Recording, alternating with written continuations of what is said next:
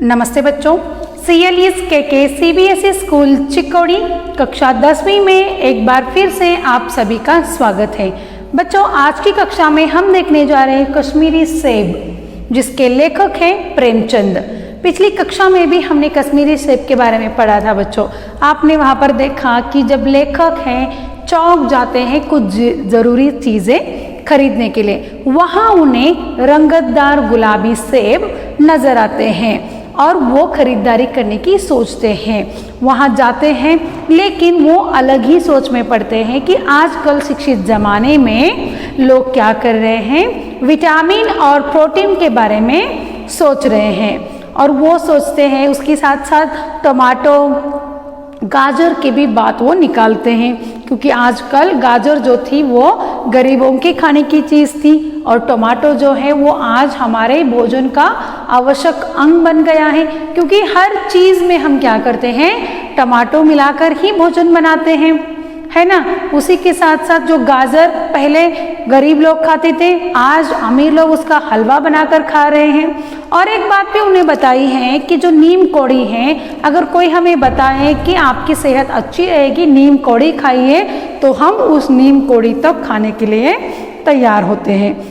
उसी के साथ साथ वो कहते हैं कि सेब और आम जो स्वाद में अलग अलग है, लेकिन वो अपनी अपनी जगह पर हैं।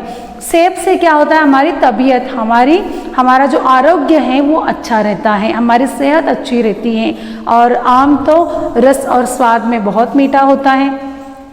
तो लेखक कहते हैं कि सेब जो है, रोज़ अगर हम एक सेब खाते हैं तो हमारी जो सेहत है वो बनी रहती है, ठीक है।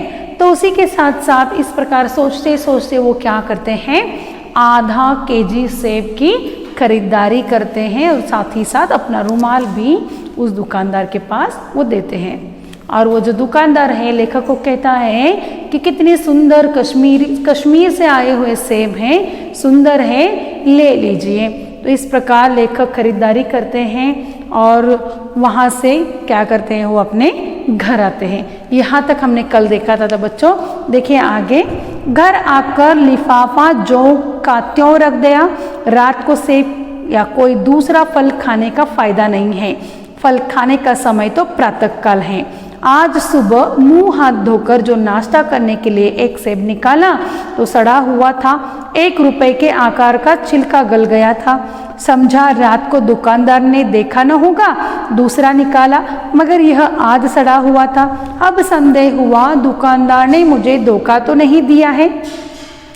तीसरा सेब निकाला, यह तो सड़ा न था, मगर एक तरफ बिल्कुल पिचक गया था।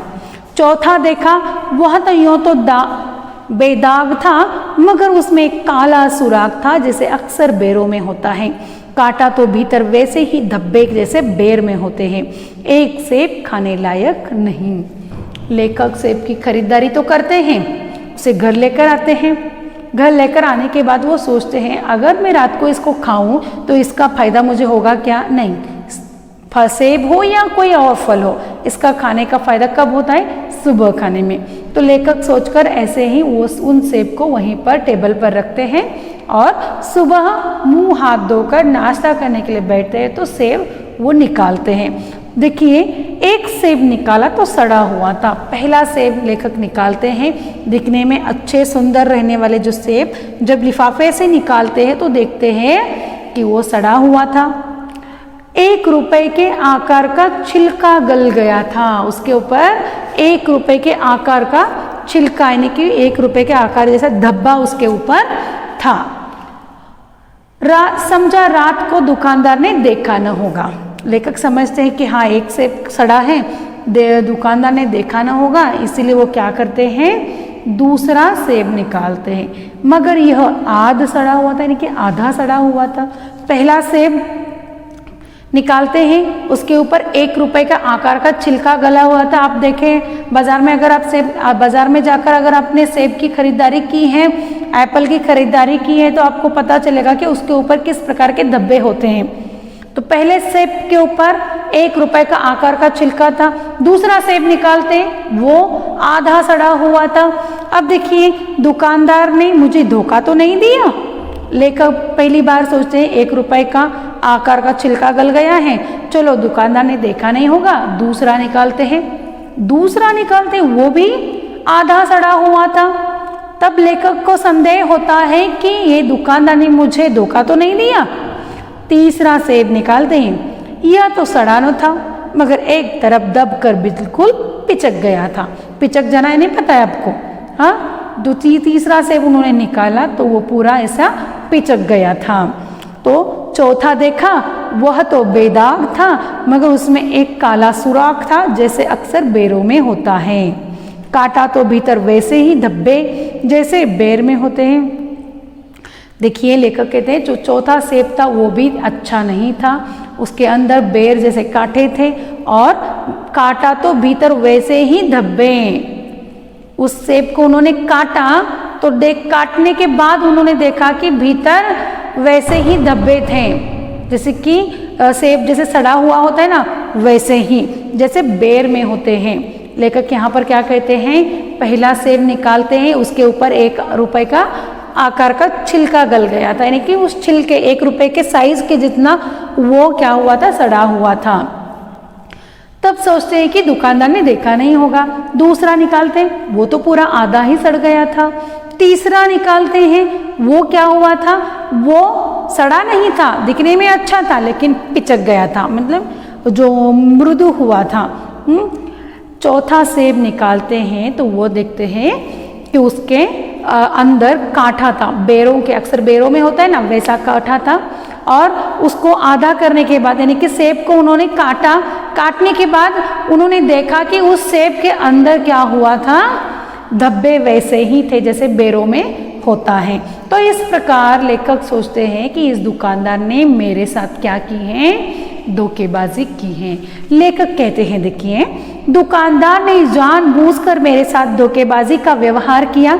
एक सेब सड़ा हुआ होता तो मैं उसको क्षमा के योग्य समझता, सोचता कि उसकी निगाह न पड़ी हो। लेखक कहते हैं कि 4 आने पैसों का इतना गम न हुआ जितना समाज के इस चारित्रिक पतन का।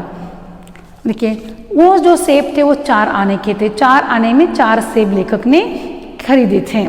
लेखक को उन 4 आनों का उतना गम नहीं हुआ, यानी कि उतना दुख नहीं हुआ कि मैंने पैसे देकर उस सेब की खरीदारी की है और वो सड़े हुए निकले, इतना गम नहीं हुआ। लेकिन लेखक के साथ जो धोखेबाजी हुई, जो दुर्व्यवहार उन्होंने उस दुकानदार ने किया, उसका बहुत लेखक को दुख हुआ।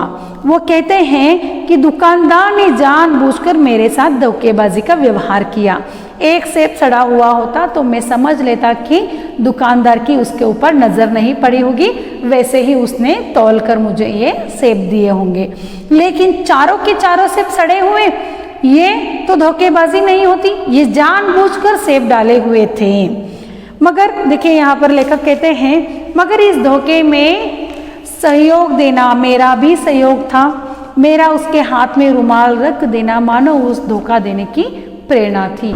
लेखक कहते हैं कि उसने धोखा दिया, लेकिन उसके लिए प्रेरित मैं ही हूँ, मैंने ही उसे प्रेरणा दिया था कि उसके हाथ में मैंने रुमाल रख दिया था और मैं अलग ही दुनिया में सोच रहा था कि टमाटो, गाजर, आम, सेब किस प्रकार से हमारे जीवन में महत्वपूर्ण है ना। तो इसी सोच में लेखक ने सेब की खरीदारी की थी। सेब की तरफ उन्होंने सिर्फ पहली नज़र में देखकर ही सेब को पसंद किया था, लेकिन दुकानदार ने किस प्रकार से लेखक को भांप लिया था। देखिए उसने भांप लिया कि यह महाशय अपनी आंखों से काम लेने वाले जीव नहीं है। क्या कहते हैं लेखक कि उसने मुझे भांप लिया था कि ये जो महाशय है वो अपने आंखों से काम लेने वाले जीव नहीं है और न इतने चौकस हैं कि घर से लौटाने आए। लेखक बोल रहे हैं कि ये जो दुकानदार है इसने मुझे मेरे बारे में करेक्टली तर्क किया था। इसने मेरे बारे में सोच रखा था कि ये जो महाशय हैं ये मेरी तरफ देख नहीं रहे हैं, मैं इसको किसी भी प्रकार से फंसा सकता हूँ, इसके साथ कैसे भी मैं धोखेबाजी कर सकता हूँ। क्योंकि लेखक ने ऑलरेडी उसके हाथ में क्या दिया था, रुमाल दिया था। और उसने ये भी तर्क लगाया कि अगर ये सेब लेकर भी जाता है, खराब लगने के बाद वापस लौटाने भी नहीं आएगा। तो इस प्रकार का अब सामने वाले के मनुष्य के बारे में उस दुकानदार ने कितनी अच्छी सी सोच, तर्क लगाया और उसके साथ धोखेबाजी की। तो लेखक कहते हैं कि आप ऐसा मत कीजिए। आदमी बेईमानी तभी करता है जब उसे अवसर मिलता है। बेईमानी का अवसर देना चाहे अपने ढीलेपन से हो या सहज विश्वास से हो या बेईमानी में सहयोग देना है। लेखक यहाँ पर उसके हाथ में रुमाल देते हैं, उसके ऊपर सहज विश्वास रखते हैं, ये लेखक की गलती थी, तभी लेखक के साथ इस प्रकार का धोखेबाजी हुई है। आप भी के साथ इस प्रकार हो सकता है। चाहे आप अगर आपको एक उदाहरण दूं तो आप अगर कभी बाजार में गए हो अनार लेने के लिए, हाँ, तो अनार लेते समय वो किस प्रकार कितना सुंदर सुंदर वाक्य बोलता है, सुंदर है, अच्छे हैं, ले लीजिए, कम पैसों में है। लेकिन जब वो अनार आप घर लेकर जाते हो तो जब मार्केट में काट कर रखा हुआ है तो सुंदर लाल दिखते हैं। अब वही अनार अगर आप घर लेकर जाते हो तो वो सड़े हुए निकलते हैं। उसी प्रकार लेखक भी क्या करता है, बिना देखे सेब की खरीदारी करता है। तो इसके लिए वो कहते हैं, देखिए मतलब कुछ उदाहरण दिए हैं कि लोगों को कहाँ कहाँ पर फंसाया जाता है। पढ़े लिखे बाबुओं, यानी कि जो बाबुओं यानी कि व्यक्ति जो एजुकेटेड लोग होते हैं वो तो इसमें तो माहिर होते हैं, फंसाने में, लोगों को फंसाने में माहिर होते हैं। किसी थाने, कचहरी या म्यूनसिपाल्टी में जाइए, किसी थाने, कचहरी या म्यूनसिपाल्टी में जाइए, पढ़े लिखे लोग ही होते हैं जो बिना पढ़े लिखे लोगों को या उसके बारे में जहाँ पर हमें पता नहीं होता, ऐसे क्या करते हैं, म्यूनसिपाल्टी हो, थाना हो या कचहरी हो, यहाँ के लोग पढ़े लिखे लोग जो होते हैं हमें फंसाते ही हैं, क्योंकि जो प्रोसीजर होती है वो हमें पता नहीं होता और हमसे वो डबल पैसा निकलवाते हैं। तो लेखक कहते हैं कि जो पढ़े लिखे लोग होते हैं या म्यूनसिपाल्टी जैसे लोग होते हैं वो हमें फंसाते ही हैं। आपकी ऐसी दुर्गति होगी कि आप बड़ी से बड़ी हानि उठाकर भी वहाँ नहीं जा सकते, है ना। आगे देखिए, एक उदाहरण के माध्यम से लेखक ने मतलब उनके साथ एक घटना है, जब वो छोटे थे तो किस प्रकार से उनका पैसा उन्हें वापस मिला था। और आज के लोग जो हैं अगर हम थोड़ा सा भी देखते नहीं तो हमसे धोखेबाजी करने में आगे पीछे भी नहीं देखते। पहले ऐसा नहीं था, व्यापारियों की साख बनी हुई थी, यूं तौल में चाहे छटाक 8 छटाक कस ले, लेकिन आप उन्हें 5 की जगह भूल से 10 के नोट भी दे आते तो आपको घबराने की कोई ज़रूरत नहीं थी, आपके रुपए सुरक्षित थे। देखिए लेखक कहते हैं कि पहले के ज़माने में जब लेखक छोटे थे तब क्या थी, व्यापारियों की साख यानी कि चेन बनी हुई थी। चाहे वो लोग क्या करते थे, मतलब मार्केट में बैठे जो लोग होते हैं उन सबको पता होता है कि सामने वाले को कैसे फंसाया जाए। तो लेकिन पुराने ज़माने में लेखक कहते हैं कि पुराने ज़माने के जो लोग थे तौलने में जो वज़न किया जाता है उसमें थोड़ा कम ज़्यादा करते थे, लेकिन पैसों के मामले में वो ऐसा नहीं करते थे। उसके लिए देखिए एक उदाहरण देते हैं। मुझे याद है एक बार मैंने मुहर्रम के मेले में एक दुकानदार से 1 पैसे की रेवड़ियाँ ली थी। लेखक ने 1 पैसे की रेवड़ियाँ ली थी। रेवड़ियाँ जो गुड़ से बनी हुई एक मीठी पदार्थ होती हैं, जो उसने 1 पैसे में ली थी और 1 पैसे की जगह लेखक ने 98 दिया था। 98 यानी कि 50 पैसे। 1 पैसे की जगह पर लेखक ने 50 पैसे दिए थे। घर आकर जब अपनी भूल मालूम हुई तो दुकानदार के पास दौड़ा आया। आशा नहीं थी कि वो 98 लौटाएगा, पर लेकिन उसने प्रसन्न चित्त से 98 लौटा दी। लेखक देखिए क्या कहते हैं कि पुराने ज़माने में व्यापारियों की साख बनी हुई थी। वो साख कैसी होती है, चेन होती है, यानी कि सबको पता होता है कि हमें कहाँ पर फंसाना है ग्राहक को, सामने वाले को किस प्रकार फंसाना है। यानी कि तौलने में यानी कि वजन करने में थोड़ा कम ज़्यादा होता था, सामान देते वक्त थोड़ा वजन कम ज़्यादा होता था, लेकिन 5 की जगह अगर आप 10 भी रुपए देकर आते थे वो पैसे कहीं नहीं जाते थे, आपको वो वापस मिल जाते थे। इसके ऊपर वो एक छोटी सी कहानी बता रहे हैं कि वो जब वो छोटे थे तब मुहर्रम के मेले में उन्होंने 1 पैसे की रेवड़ियाँ खरीद ली और 1 पैसे की जगह वो क्या करते हैं 98 यानी कि 50 पैसे देकर आते हैं। जब घर आते हैं तो पता चलता है कि मैंने 1 पैसे की जगह अठन्नी दी है, तो वापस उसी दुकानदार के पास आते हैं और वहाँ पर वो दुकानदार जो है लेखक से ही माफ़ी मांगता है, क्योंकि उसके अठन्नी यानी कि 50 पैसे उसने अपने पास रख लिए थे और अब माफ़ी मांगकर उनके पैसे वो वापस देता है। तो लेखक यहाँ पर क्या करना चाह रहे हैं कि हमें सचेत करना चाहते हैं, हमें बता रहे हैं कि यहाँ कश्मीरी सेब के नाम से सड़े हुए सेब बेचे जाते हैं। आशा है पाठक बाजार में जाकर मेरी तरह आंखें बंद न किया करो, नहीं तो कश्मीरी सेब ही मिलेंगे। तो हमें क्या सचेत कर रहे हैं कि जब भी हम खरीदारी करते हैं तब हमें देखकर, यानी कि अगर हमारे साथ धोखेबाजी हो सकती है क्या होती ही है अगर हम सावधानी नहीं बरते तो। ठीक है बच्चों, लेखक हमें क्या सचेत कर रहे हैं कि जब भी बाजार में जाते हैं तब हमें क्या करना है, सावधानी से खरीदारी करना है। ठीक है, समझ में आया? हाँ, अगर सावधानी नहीं बरते तो आप सचमुच ही धोखा खा सकते हैं। ठीक है बच्चों, आशा करती हूँ कि आपको कश्मीरी सेब यह पाठ समझ में आया होगा। ठीक है बच्चों, अगले क्लास में हमारे इस पाठ की प्रश्नोत्तरी भाग आएगा। तो बच्चों आपको क्या करना है, इस पाठ को पढ़ना है और हर एक लाइंस को या हर एक पैसेज में मिनिमम 2 या 3 क्वेश्चंस आपको खुद को निकालना है।